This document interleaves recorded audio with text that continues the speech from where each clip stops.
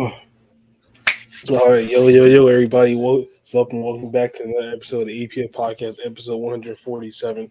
It is the most phenomenal man that shocked the system, aka the coach. And this your boy going forward. Hope you guys are having a good weekend. We've been on a little bit of a hiatus here, but we are back in full effect, full bore towards the end of the year. Let's get to it. So how was the load of seafood? I mean, it was very good. It was good food. The wings are great. The wings are pretty big compared to other places. The rice was good. The shrimp was good. I would advise somebody to eat there. I think it's good food. Probably the only thing I guess was just they could get. I mean, that cardboard was pretty weak, but apart from that, it was good food. So I enjoyed it. Yeah, they had a lot, but that's what. But I mean, probably today I might get that. It depends. Oh, I'm getting checkers. I already ordered them. They just leave it at the door, and they'll send me a Oh, picture, and I just go get it. okay. That's what I'm probably gonna do today is get that loud pack. Not that weed pack. That loud pack, and get those 10 wings, and then be on my way. And then Yeah, after, that's like and after, $40. oh Huh? well, that's what come with it. It ain't Yeah, I cheap. mean, I think I got the loud pack. That's what I got. They got whatever the $26. They have a bigger one, like an even bigger one. It's like $34. But like, I'm like, oh, why do I need that? Something like that. I Anyways, mean, after this, I'm gotta go. Since I can't, I was thinking about going to the gym yesterday, but then I was like, you know what? Let me not do that.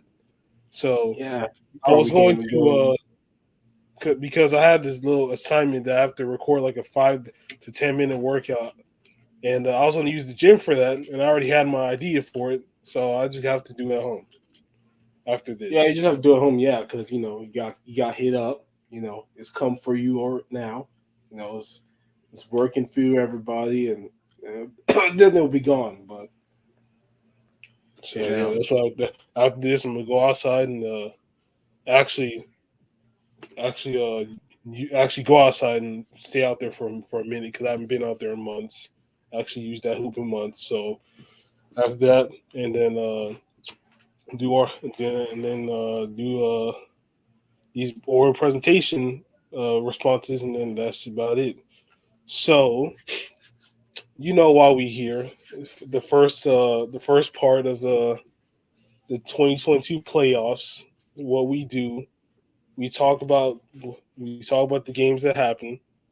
Since there's so many games, we're just gonna do like yesterday, and well, then I we're mean, gonna we can talk about the series, yeah, we can just because talk about obviously, like the series, and then yeah, I know the Bucks are playing right now. They're up by 15, but we can talk about each series and just talk about what's happened through those first 3 to 4 games because pretty much everybody's almost played 4 games outside of uh the so Warriors series, the Bucks series, and the the Sun series. But everybody else has played 4. so with that being said, let's get down to the Boston Celtics versus the Brooklyn Nets. They getting swept. They getting swept. I'm calling it right now. And the reason why I say they're getting swept is I have their I have their stats, and it's not looking. Especially last game where Durant literally played like what he played. He played the last 11 minutes, and he scored no buckets and did nothing on the offensive end. And they both had him and Kyrie had like combined like 32 points for like 10 of like 30 or 40 combined shooting. Like they literally played terrible that entire game, Yeah, and it gives me all the what would I call it? It gives me all the confidence to say that they're going to have to shoot at least 20-25 shots each to actually win next game. Because if we look at games April 17th to the 23rd, they lost by 1, they lost by 7, and they lost by 6. So 7 plus 6, 13, plus 1 is 14. That's a combined 14-point loss over those 3 games. So they're not losing badly. They just can't come. They just can't come up in crunch time. So my whole thing is that they're gonna have to dominate and dominate quickly in game 4, because they don't dominate early. They're not gonna. Boston is just going to do what they do and just kill them again. And if Jason Tatum scores 39 again, and you have like Jaylen Brown who scores like 25 or 30, they're not losing because they're on the roll. And Mm-hmm. if I can, I'm going to take a quick peek at game 2. I mean, you know, look, man. Durant and Irving. I mean, look. I mean, I don't really got to say much. He got like 4 of 17, 4 of 13. Like, you're not winning with those numbers. And you have Kyrie who scored only 10 points. You're not winning. You're not winning with those numbers, man. Like, Yeah, I mean, look, the big part of this series, there's, I say there's two main things. Number one, Steve Nash not playing LaMarcus Aldridge or Blake Griffin. I mean, he didn't play Blake Griffin until the end of the game, basically, and that's when they came back and kept it close because he was making threes and he was trying really hard for about like 8 to 12 minutes. And Marcus Aldridge needs to get some play, man.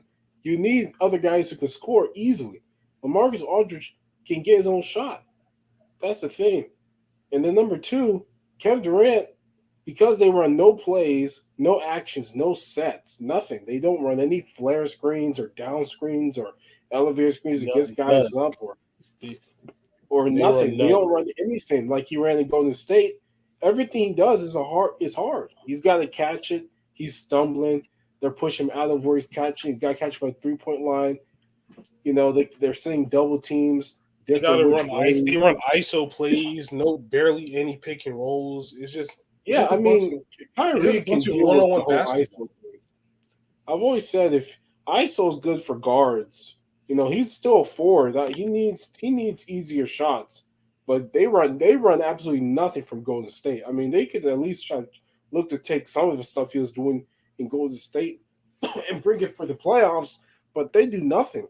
And so he barely shot the ball yesterday, or that game 3 yesterday, because he can't get any rhythm. They're physical. Game 3, he shot like 6 for 11. So yeah, I mean, only 11 shots. I mean, that's not great, and that shows that he's not being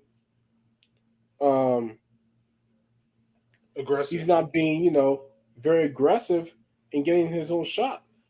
But when you watch the game, it just looks so difficult for him to get the ball, anything. This is really an incredible game plan. I think a game plan that teams are going to look at going forward after they lose this series in the playoffs is throwing this at him. He needs to find a way to, counter it. Now, I think the way to counter is to actually put in some actual action, have people move and cut and dive to the basket when guys are just looking. They do none of that. Either him or Kyrie, they just stand there looking. And that's the easiest way to play defense because you know where guys are. With Golden State, when they're isolating a Poole, isolating a Curry, they're moving, they're cutting, they're flashing to the basket. I mean, simple basketball is what Brooklyn cannot do. And also, I think Steve Nash is in danger of getting fired. Now, we've heard Steve Nash is over this team anyways. And let's be honest, it's been almost, I think it's his third year. Is this his third year? Yeah. As the coach. And he has done nothing. So I just don't think really, he can survive this. He's being completely outcoached by Ime Udoka. I mean, he's completely outcoached him. That guy has turned Boston to the best defense team in the league. He's got Jason Tatum playing defense, which is good. Everybody there is playing good team defense. And They are a completely better team, and I always knew that the Nets were not going to win in the first round. We're not going to get out of the first round against this team because they don't play defense as well as we've seen, and they don't make it easy for their stars. Kyrie can kind of live through the whole ISO thing, but KD, man, he needs some picks. He needs some plays. He needs some strong pick and roll. LaMarcus Aldridge, why not bring him in? Do some pick and roll with him and you know, Kevin Durant, he can get the mismatch with the other guy, back him down, fadeaway shot. I mean, some of these things are simple things that you or me could try and implement to try and, make it easy for our star to shoot more efficiently and have an easier game. But Steve Nash just allows them to play 40 minutes of ISO basketball and lose games. And even though Um, at the end of the game they're making all those shots and all that stuff, you got Bruce Brown out here, the best player, scoring 25 points, 23 points, 23 points, and they're losing 3-0 because the other guys aren't picking up their slack because the other team, Boston has said, if Bruce Brown goes off, or Kyrie Irving, fine. But Kevin Durant, you're not going to go off. You're going to sit there and just, be basically useless. what I see is that nobody look at this. Four people didn't play. What was it? Four people didn't play game one for Boston for Brooklyn. Game two is the same. More people played, not a lot. And the two people that don't play consistently are LaMarcus Aldridge and Blake Griffin. You have those two people on the block. You have at least one of them at a time with either Durant or Irving or both of them. It opens up. It opens up for open opportunities from shooting or cutting.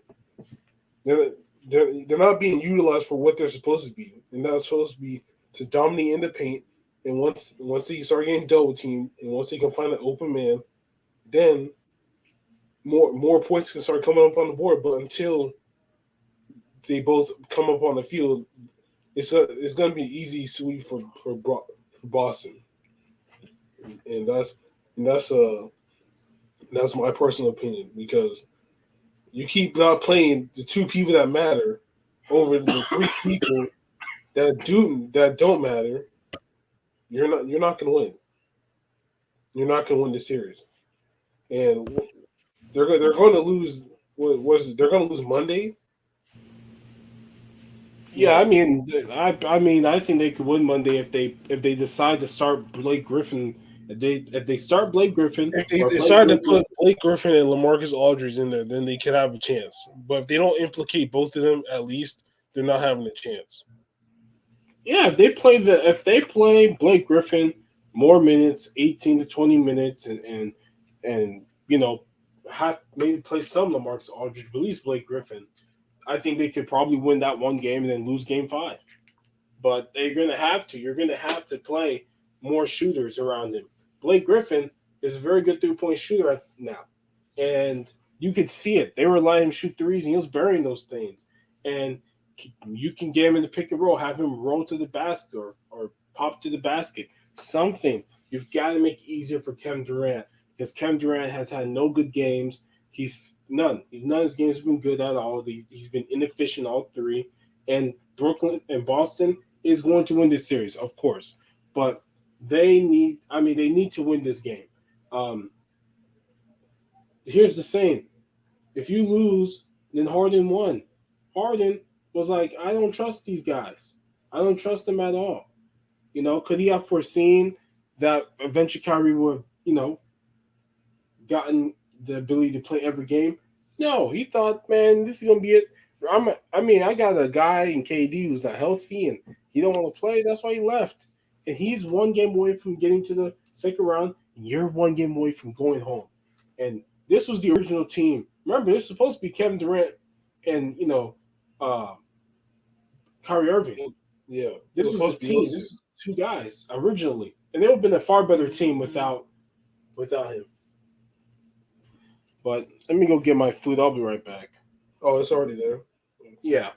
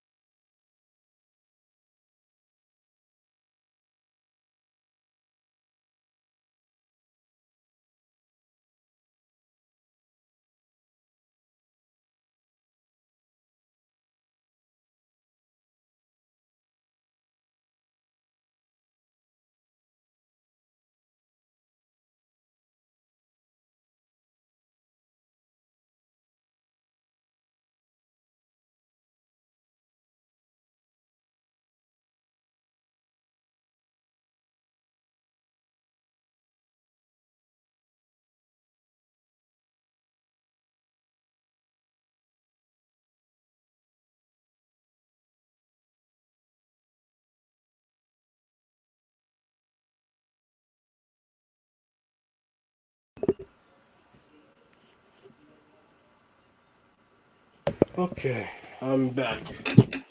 All right, so the next series, let's see.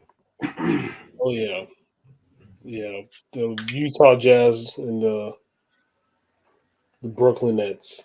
No, not the Utah Jazz and the Dallas Mavericks.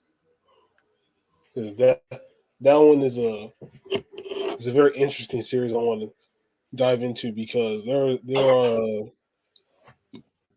this one stat in particular that I want to talk about a little bit because for how much I've seen that ball fly and the scores I'm looking at are very sus. So Well, what's the weird part? as we can see, the Utah Jazz won the first one 99-93. Then Dallas Mavericks won 104 to 110. Then the Dallas won again 126 to 118, and the Utah Jazz won the last game 100 to 99. And before it started like a little bit into game 4, and I seen that it was like first quarter 9:39. The Mavericks shot 121 threes and made 49 of them, and the Jazz shot 79 threes and made 27 of them. And Mm-hmm. all these scores are like literally under 10. The score differentials are under 10. So these teams love to shoot the three, but cannot make any of them to save their lives. And that is what's going to kill either one of them in this series is them not making enough threes. You don't make your shots, you're not going to win. You don't make enough shots, actually, you're not going to win. That's everybody knows that. But Mm-hmm. that's really like the alarming thing. The one alarming thing in my analysis is that they just love to shoot the three so much that they just don't really pay attention in shooting twos. And I can actually let's see.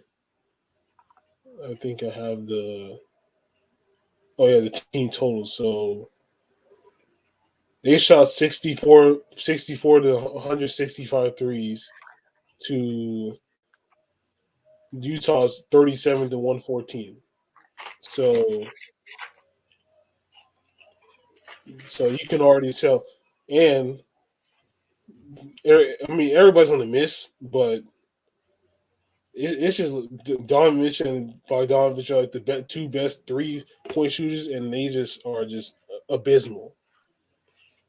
That's just the one thing I'm honing in on. I mean, everything else is whatever. They're doing decent. Well, not really Donovan Mitchell, but he's the only one that has to take better shots because you keep jacking up these threes, you're not going to win. So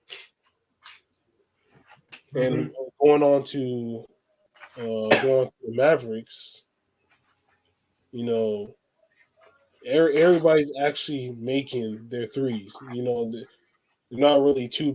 It's not really too bad. It's not really that. It's not really bad at all. Everybody's making their threes, and everybody's making their twos. Everybody's making their threes. So if they can keep that up, then they can uh, essentially win that series, and also cut down on the turnovers. They only have turnovers per game, but they can cut down the turnovers and shoot better threes. And in my opinion, that Dallas will actually take the series, and I think they can take the series actually because Jalen Well, Brunson right now is going off, and they have to what you call it? They have to play off of him also because you don't play off the hot hand, then that hot hand turns into a cold hand. That cold hand turns into nothing, as we have seen in the past. People start getting hot, and then once That one person, once that one thing once they stop, then it's no turning on the heat. Yeah, I mean, you look at the biggest thing that's happened is Luka came back and Dallas went kind of back to what they were. A lot of high pick and roll. It affected both Brunson and Dinwiddie because I really do think Jalen Brunson uh, really found another level of himself these first three games, becoming the de facto guy because he can also get his own bucket and he was having the ball a lot. So with Luka, it kind of had to change. He wasn't as aggressive or had the ball as much because obviously Luka is probably the highest usage percentage guy in the league. And when he leaves, it's a big void that they filled, and then when he comes back, it's a big void you have to deal with again. And I think that for them to win, they have to try and get more Brunson more involved. I don't think Luka needs to always have the ball at crunch time. I think Brunson they have two guys in Brunson Doncic who can go against any of those guys and get their own bucket. They both got the turnaround J. They both can start and stop. So I think that was the main thing. And then for Dallas, if they want to win this series, they need to keep Dinwiddie and Brunson involved, as well as for Utah. Look, they played well yesterday. They got kind of lucky with some fouls and shots. Rudy Gobert really tried his hardest because, rightfully so, he's been getting railed because he's a defensive liability. And offensively, they're not great with him. And they made their run to get back in the game there in that loss they had because he was out. Oh, real quick before you continue, what did you get a drink or? I just have water. Okay, I just bought water. I'm sorry, I have oh, water. I'm about to say, what the fuck, bro? Yeah. You bought water. You bought water, and we got like 100 bottles in the 100 bottles downstairs. What is this? Yeah, I didn't buy any water. I was thinking about buying a milkshake, but I just let me have some water. But yeah, I mean, look, Utah, yeah, both teams shoot a lot of threes. We're missing a lot of threes. This series has been really low scored for the most part. And it's really been about who can make those really crucial baskets. And I still think that Dallas has two guys who can do it, and Utah has two. Clarkson's like their second best offensive player, which I don't know if Clark's that's like great third. for a team like them, And if they do lose a series, like the team's going, something's got to change for the teams, right? But Like look at Mike Conley though. Only 10 points, and averages 30 minutes per game. Excuse me. Yes, he's not been great offensively, but at this point, he's more of a set guy for Gobert more than anything. Sometimes he's got those floaters, and his three is not great. Really, they got to try and get it from Bogdanovich and try to get it from Clarkson. And Bogdanovich is doing everything he can on the defensive end, so you hope he can give you something offensively, a la a Klay Thompson and other guys like a Kawhi Leonard or Paul George to some extent. But if they want to win, they have to be able to keep Rudy Gobert out of bad situations getting defended. Because Rudy Gobert, okay, they allow Rudy Gobert to get switched on. I don't know why. I've always said it's a horrible idea. Utah really believes in Rudy Gobert because I don't. Because Luka Doncic took him a couple times out to deep water and drowned him. He is a liability on defense. I literally seen him. I literally seen Luka do the same between the legs combo twice and step back, and then he made it to give them the Like lead. all he's doing is he's just setting him up to get enough space to shoot the three. That's all he's setting him up for, and he does it to him. And I'm like, man, it really sucks because he got exposed last year, I believed, and I believe that's why this year he got exposed because of last year playoffs where they went small and they destroyed them because he had to run around chase a bunch of 6'8" dudes and he couldn't do it because you shouldn't be able to do it. He's 7'1". Look how long his arms are. Look how long he's so slim. I mean, it's not surprising that he cannot run after these guys like he can. Like he's not Shaq. When Shaq was slim and 7 foot something, and he could run after you and chase you down. He can't. Rudy Gobert can't. Rudy Gobert can get taken to the basket. He's like Nikola Jokic, except he's much slimmer, right? In terms of defensive, and Nikola's a better defender. Is a pretty good defender now. Yes, But almost certainly is he a better defender. yeah, he's gotten better though. I mean, he has to. Part of it is that he's in actual condition now. He actually works out, which he didn't do before, which is something all these European guys have issues with. Luca, Nicola, they're so good, but they don't ever work out. So they can, if they could work out, they would last longer and play better longer. Um, but with Utah, I mean, Don Mitchell's got to have the Clarkson. Clarkson was big yesterday. Bogdanovich was big yesterday. And sometimes when you think about basketball, it's pretty simple. Can they get Mitchell enough help? Because Mitchell's always going to have 25 to 35 points every game. And He's and going to give it. to add on to that, if I can to give him enough help, well, he shot 2 for 10 from three, like I said, 7 for 21 from the field, like I said. Which is not great. You gotta make at least like you gotta have at least like 12 or 13 out of 21. You gotta be at Yeah. least 5 or 6 out of 10 from three. He made 7 out of 9 free throws, and Jordan Clarkson came up big off the bench with 25, and Bogdanovich didn't help him at all with 12. Rudy Gobert had like an okay 17, and I mean, his he, 17 is I don't know how impactful his 17 is because his 17 is strictly off rebounding and lobs. but he So, had 18 free throw attempts and made 9 of them. That's the problem. oh yeah, he also had. Yeah, that's true. You just foul him. You just foul him anyways because he's not a good free throw shooter. Obviously, he made half his three free throws, so it was a good idea by the. Imagine he made 16 out of 18. How would this game turn out? So it would be a lot different. It would be a lot So different if he can make them. You know. But he can't. So that's what happened. That's what killed him also. Yeah, And it keeps.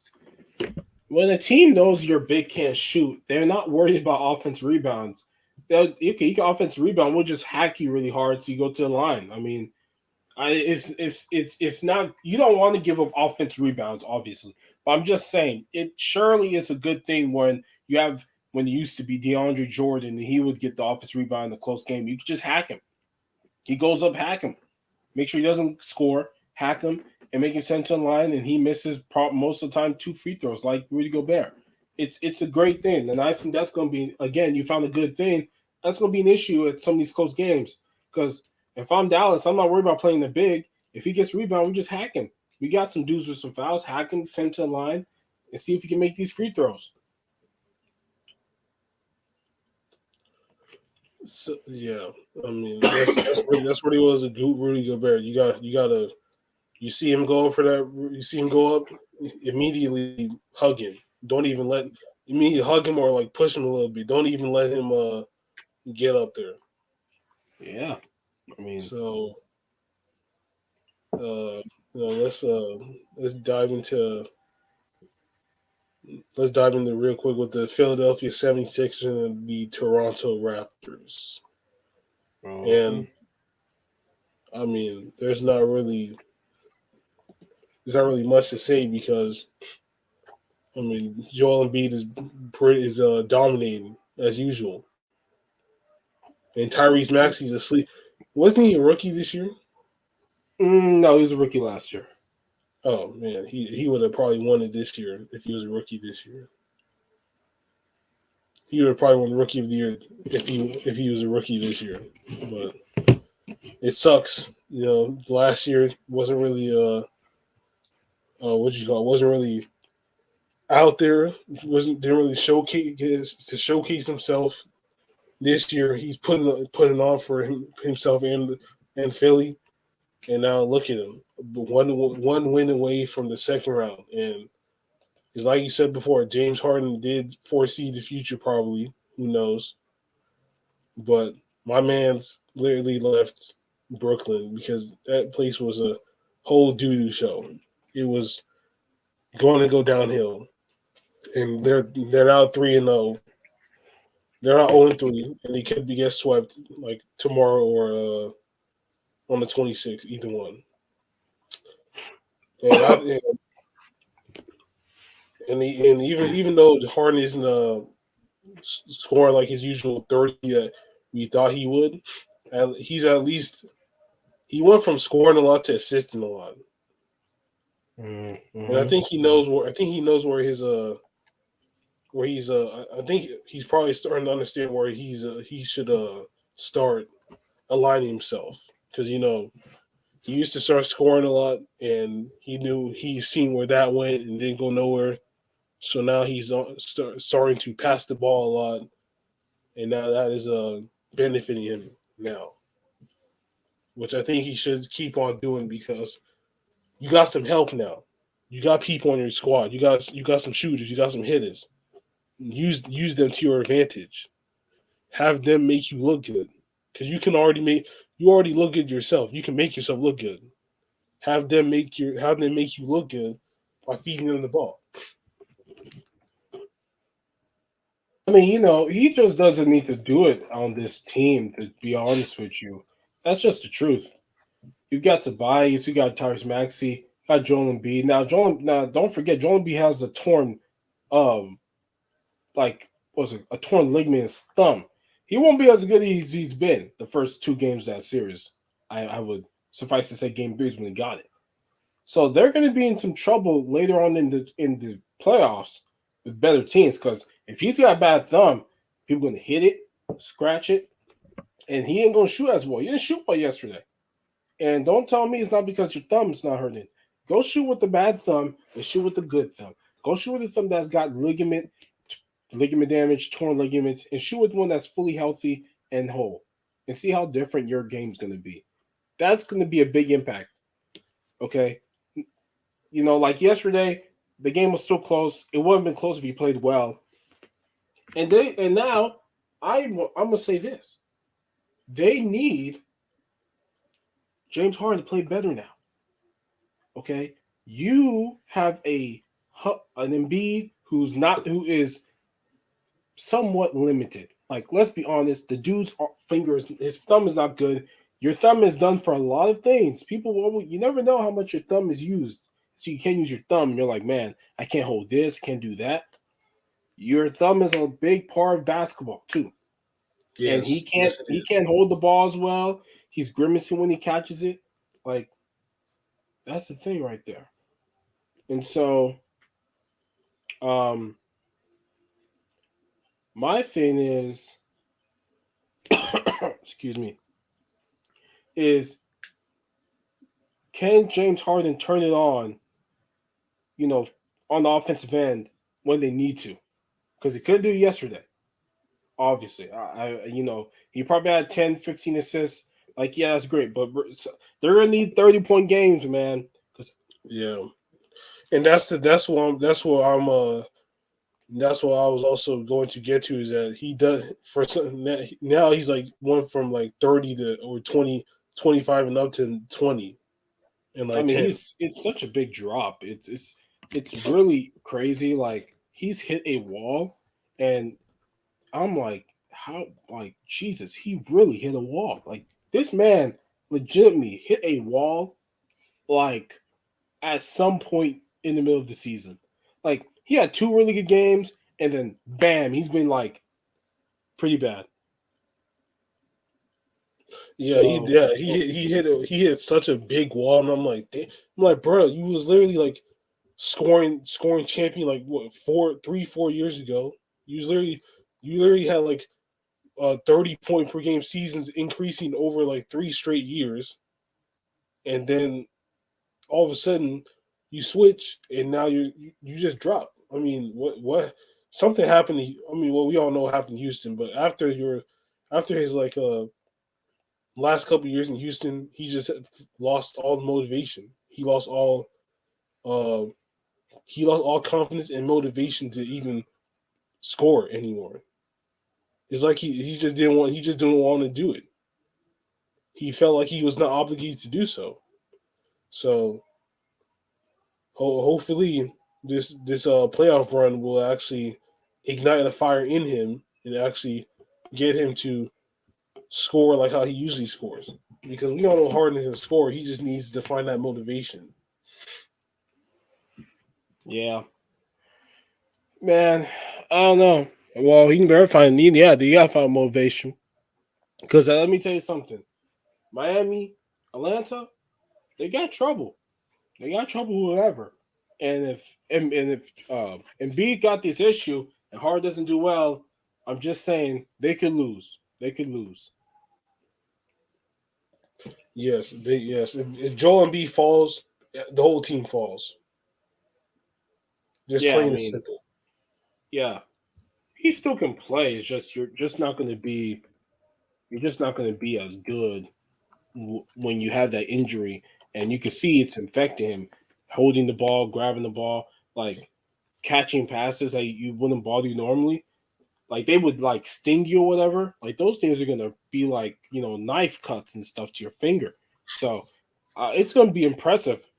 Better be careful. Toronto may not have Fred VanVleet due to a leg injury, so it may end anyways. But hey, man, let's see. Uh, yeah, I mean, hopefully Pascal Siakam can actually pull up and show why nobody should sleep on him because Yep. there I've seen I've watched some people I watched this one particular person that's from Toronto that does not believe in him and he has every right to do so. So let's go with another one: Memphis Grizzlies and the Minnesota Timberwolves. And this series is actually, for the most part, actually had like almost blowout wins, Uh, except for have Game you Four. seen these fans though running like those fans that keep running on the court in Minnesota, right? Uh, I haven't seen it, but I would not be surprised. Bro, they've been running because Glenn Taylor was, I guess, the former owner. I don't know what he is. Maybe he still owns the team, but he gassed or killed like thousands of chickens because I think some disease was happening. And these freaking animal lover people like losing their Yeah, fucking minds. They just keep running on the court, man. Every time in Minnesota, they did it last night, but the security last night was A1 because within 0.5 seconds, they tackled that lady down so quick and drug her out. Like, please, man, you're like ruining the game. Like nobody even see no. Most Americans don't even know that this dude gassed some chickens, bro. Like most niggas don't even know he gassed some chickens, right? Like not even. And I'm oh like, yeah, I never knew about this at all. yeah, like he gassed some chickens or some shit. Because they're like they could have like affected other stuff, and I get it. Like I get their issue. Like what the fuck, man? Why you gassing these chickens? But bro, like stop running on the court. That thing is so annoying. Running on the court every time, bothering the game. But that's just another subplot to the series. But you can go back to what you're saying. So that's a very interesting story. I never knew about that. But yeah, these animal people out here be on one for sure. I mean, I'm not surprised that not surprised, and I'm actually shocked that security is actually on their game. Well, I mean, I shouldn't be because there's so many people in that arena, but sometimes security be slacking with how many people are in that arena. But nonetheless, Desmond Bain has actually come up clutch these last two games, and I for one have severely slept on him, Oh and yeah. he's the one leading the Grizzlies in scoring. Ooh. Yeah, hey man, Desmond Bain. Depending on how many years, hey man, that's a top 10. That's a top 10 3-point shooter, made 3-point shooter all time right there, sitting right now. Plays 15, 20 years. Hey, He's and gonna be he's top 10, top 5 all time in 3 points made because he has the stroke for sure. Like he really does. It's look. it's I mean, incredible. I'm looking. I'm seeing. I got the stats in front of me. 19 for 39, almost 50%, almost 50. And Oh the yeah. same thing, 30 for 62 from the field, 40.4 from the field, 40.7 from three. He got it. And I was actually shocked by these stats. I'm like, what? You got somebody that can actually hit it from the midi and from deep. I mean, I did see the highlight of him hitting like a deep three, a pull up deep three. So he got it for sure. But I I mean, and then Dylan Brooks is also a sleeper. Also, he is also a sleeper. And Brandon Clark, they got to utilize Brandon Clark more because Jaron Jackson Jr. has suffered miserably. Jared Jackson Jr. doesn't ever learn how to stop fouling. Like, what is his problem? like, he swings at everything. Like, that is a problem. Like, that really is a problem.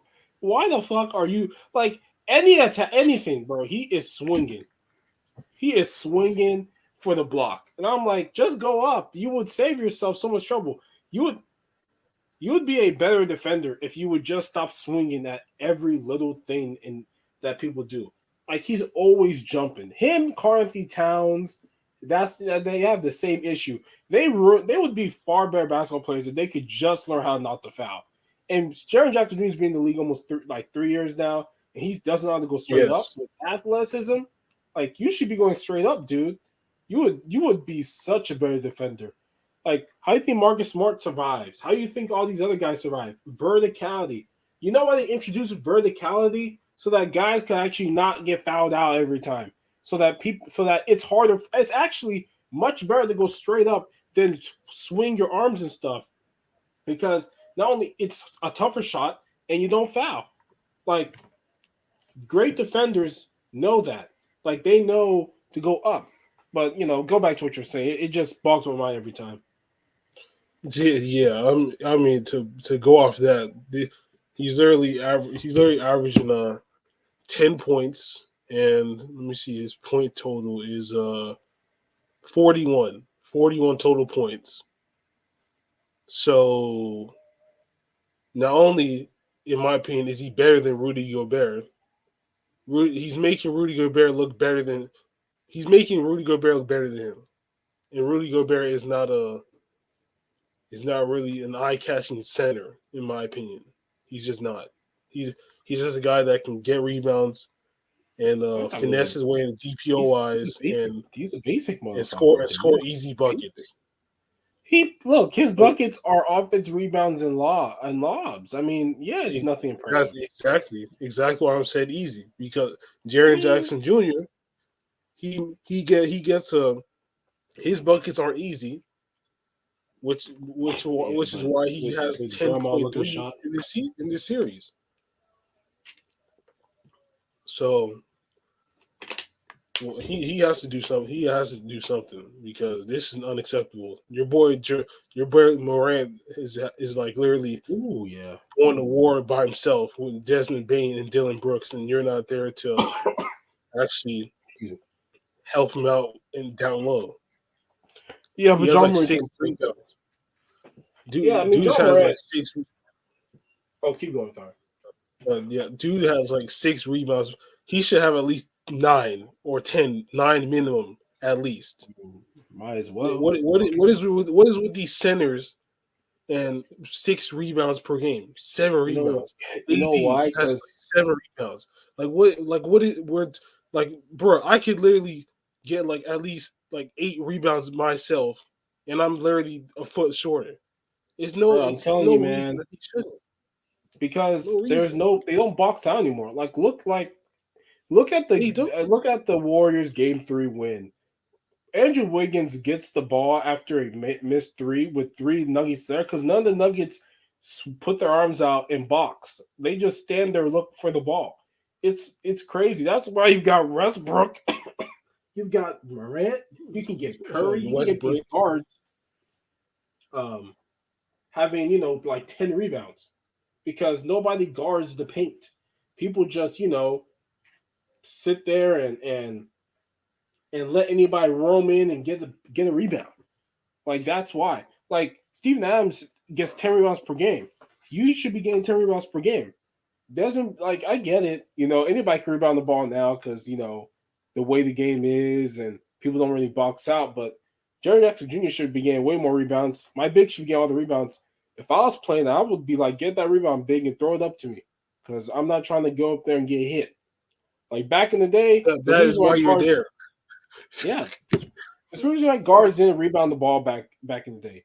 Physicality, elbows, and they really boxed out. Now today they don't do that, so they can go in there.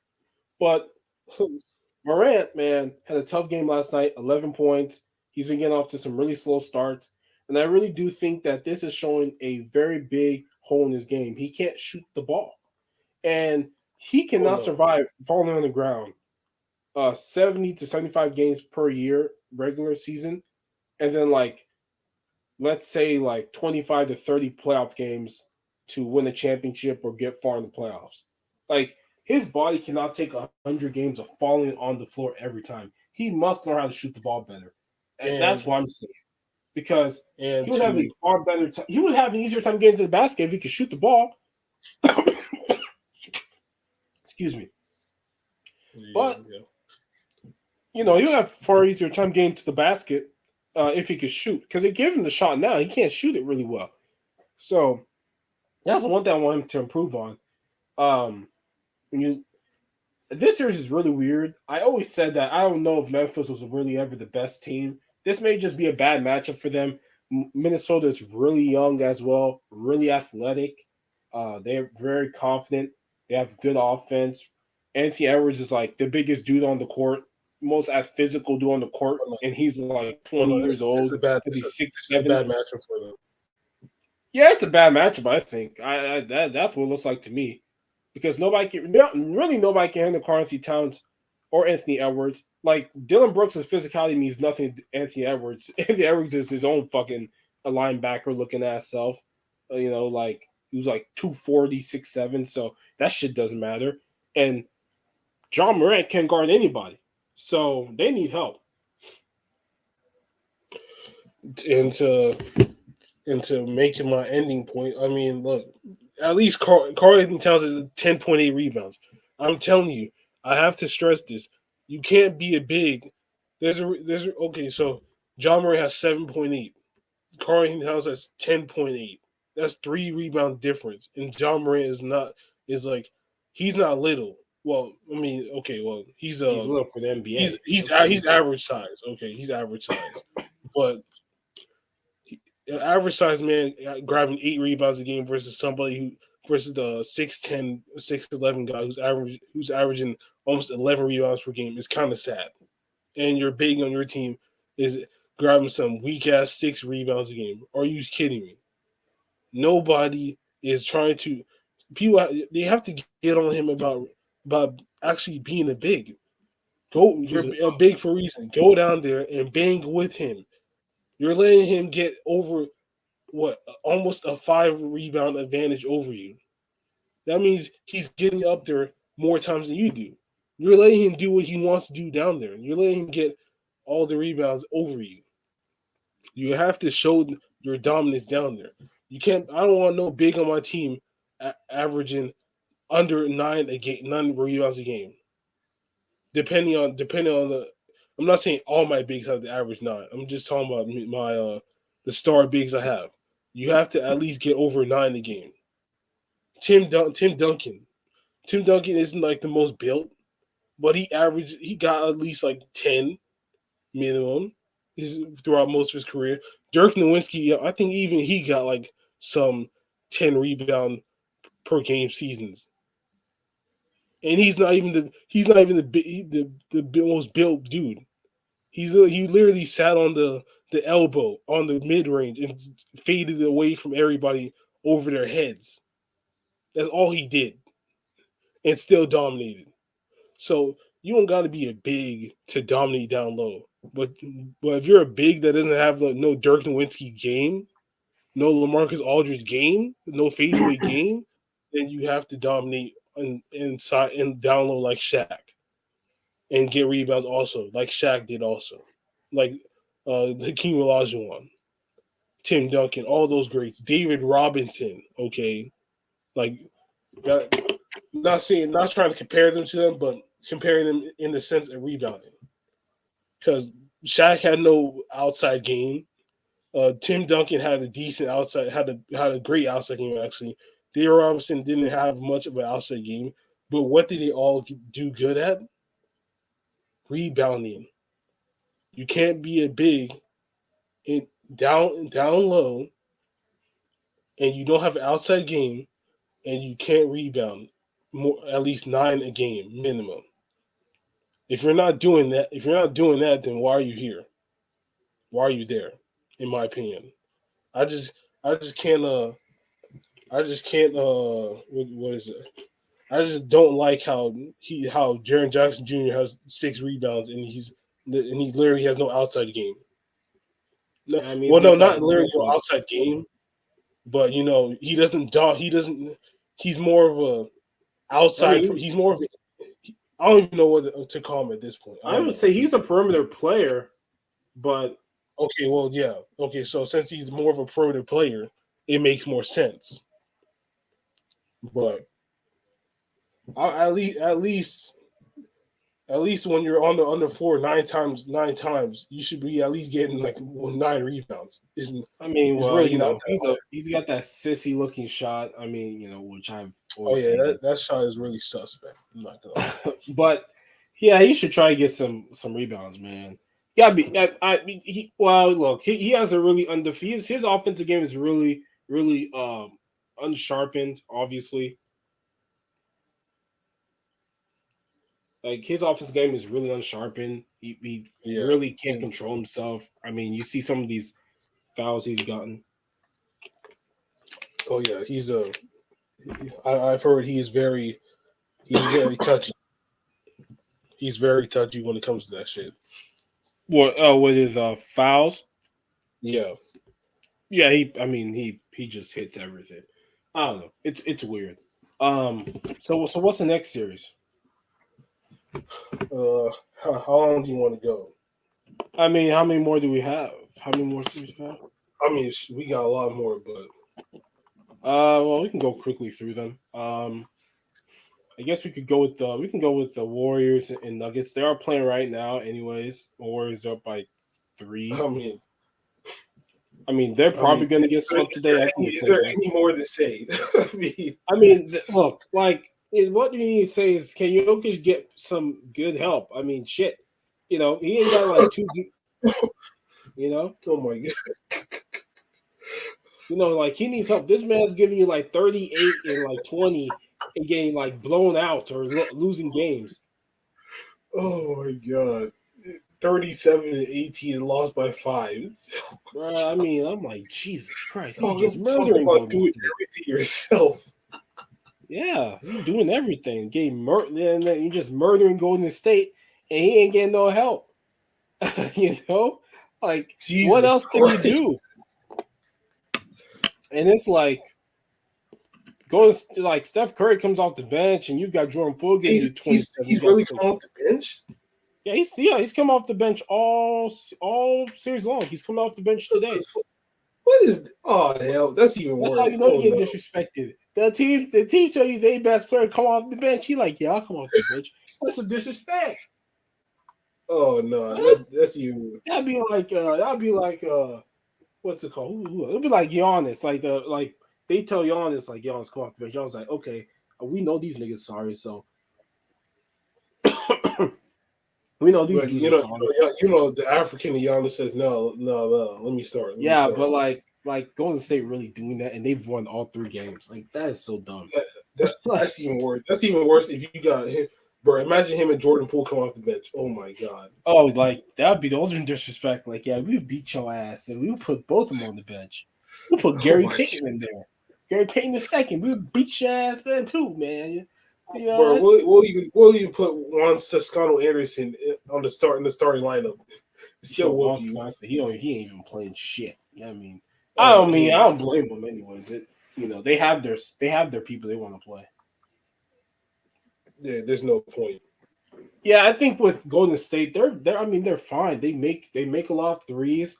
But their threes are so different than everybody else because they got like Klay Thompson, who like any shot off of pick and roll is good. Like that's the thing. Like nobody else is like him. He'll literally at 6'7" will pull up at no matter what and shoot this. Oh yeah. There's no doubt, and the funny thing is that Curry has literally shot 26 for 47, and He hasn't shot as that well. he hasn't really shot. He's not bad. Yeah, I mean, yeah, like today he hasn't shot well, but it happens. I mean, there's not really much because the percentages on this team is just insane compared to Denver, who are like 8 points low, who are 8 points behind for the field goal percentages versus the 3 point shooting. There's like big gaps. There's like 8 points each, 8 point differential each in 3 point shooting and field goal shooting. Mm-hmm. And Jokic is literally like taking all the shots and also taking almost all the taking like 11 threes, made two of them. So Yeah, I mean, so Jokic is doing a damn near everything. Shit. I watched that yeah, game. I'm like, and game three proved it, and he had nothing. He got no yeah, help. they're playing better today though. Golden State's not shooting the ball when and Denver's playing much better defense, more physical defense. So today's game should be a lot more competitive. I still think Warriors win, but I think if you had Jamal Murray and Michael Porter Jr., this is a 7-game series. That's what I think. Oh yeah, oh yes, oh But yes. like I'm not gonna like peak. The big thing about this series is like Jokic's MVP. She have to win the MVP. Well, he should because he had the first ever 2K, 1K, 500 season ever. 2,000 points, 1,000 rebounds, 500 assists. He had almost the same exact work as the other two dudes, and they had their full teams. So how much better would Denver be if he had his full team compared to them? And he had the highest PR season Were they ever. 16? They're 60, but they've lost or they won one less game and lost like one or two less games than those other two teams. Like that's the thing. Yeah, That's why I think they would have been top three. They would have been they top would three have if been they like had top those two. 3 or 4 in that conference in East. So he should win the MVP, but it does not mean like okay, yeah, he gets swept. I mean, like who cares? He should win the MVP. Like I get really Embiid probably should have won it, but he didn't get the number one seed. If they would have been number one seed, he would have won the MVP for sure. But because they dropped, Jokic was playing well, he came in and all that stuff. So I don't ever second guess my MVP votes. It's a regular season award, and that's it. You know, I I always despise when they go on TV and they're like, "Well, look at the MVP. He only made to second round. Should he have won the MVP? It really should have been Giannis, right? Come on, Giannis, right? Like, no, Giannis not the better off. Talk about the regular season. It's not MVP of the playoffs. If they had that, then it would be so limited. Then it would be unfair. Yeah, I mean, to really open it up. that played one series versus people that played four. Yeah, like the MVP is supposed to be the best player during the season. And Jokic was the best player during the season, and I said it. And he still is. I don't care. I get it. He's gonna win 2 MVPs. He's gonna get first round of 2 years in a row. I get it. Not a great thing. But I'm not gonna penalize or go back and try and say you made the wrong decision. No, if you voted for Jokic, you made the right decision. He was the best player. No questions asked. It's over. Yeah. Now the next series we can talk about is the Pelicans and Suns because that's playing today, and that series is really important in terms of there's no Booker, and I think the Suns are in some real trouble. Oh yeah, isn't Devin Booker gone? Yeah, he's gone for the. I think he's gone for the. Yeah, he's probably gone for the series. I know that one. Oh, He's okay. gone. They He's might gone for they the might series they might anyway. lose. They might lose We them. might lose him for I'm the not gonna lie. playoffs. I mean, hamstrings are weird. Now remember, it took Luka like 13 days. I think 13 days. So that we'll see. And he had the calf strain, just a hamstring. So hamstring strains are a killer. He's not coming back this playoff. I'm telling you right. I'm telling you right now. If somebody from the Suns does not go off, they're losing. They Man, need to Chris fill Paul his had to void. do Somebody damn needs to near fill his everything. void. Yeah, Chris Paul did do everything just to win that game. Win the last game to come back. He had to do. He has literally scored almost every point. Like things he hasn't done probably in like 10 years. Yeah, You he's know. last game he scored like 28 points and 14 Yeah. assists. So and well, CJ McCollum and Brandon Ingram, you know. At least the good thing for CJ is that at least he got some playoff action versus Oh staying yeah. on the Blazers, wasting his prime, staying on that team and not going nowhere. Oh yeah.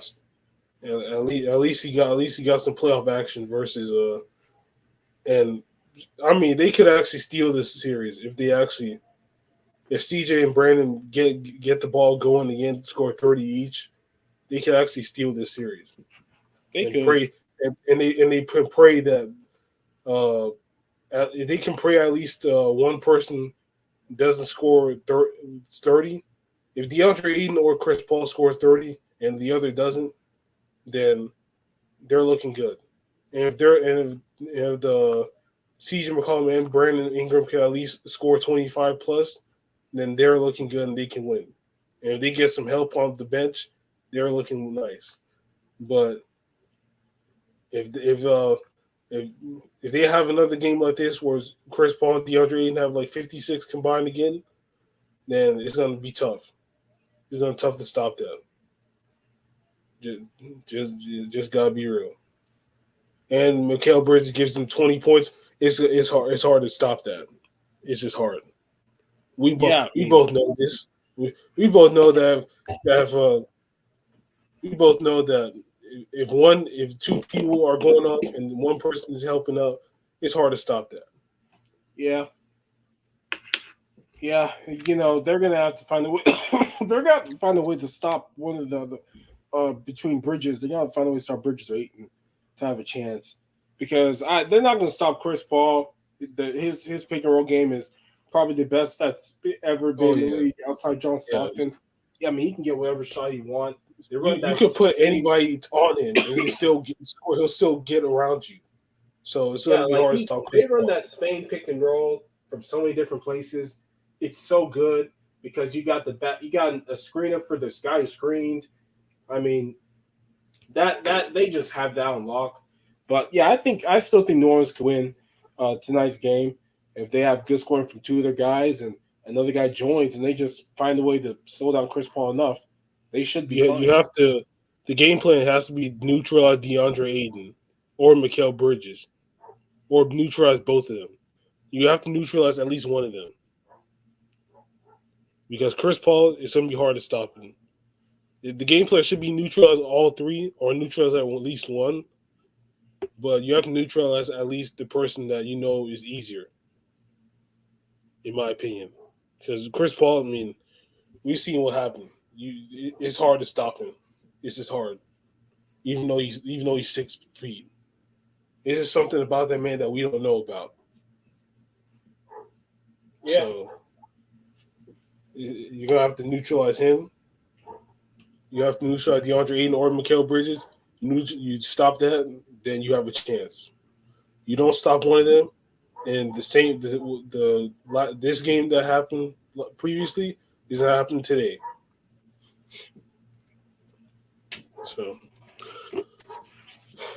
I think so. Is there any other series? I mean, yeah, there is. What's the other one? Uh, Oh, it's Miami and Atlanta. oh yeah, that's the one that's the gritty one right there, baby. Oh yeah. That's the fight. That's the feisty one that I like. I like that series personally. And so look, Jimmy Butler. Look, he got the most minutes played. He got the most shots made, attempted. He got the most free, bro. He's just doing it all. He's literally just doing it all. And no, and let's see, yeah, he's and he's not really getting much help at all. I'm gonna be honest. Which one? I'm talking about like Jimmy Butler. He has the most minutes played, field goals made and attempted, free throws made and attempted, and total points. That's like it's him and Tyler Hero, really. And then, Bam Adebayo can do something. Kyle Lowry has not been great for them this year. He's out probably for the series. PJ Tucker is basically a corner guy, and even then he's got the ass. But they're still doing good though, and they need to be careful. Trae Young is that nigga. Like Trae Young is a fucking soldier. Trae Young may look small, but he ain't scared.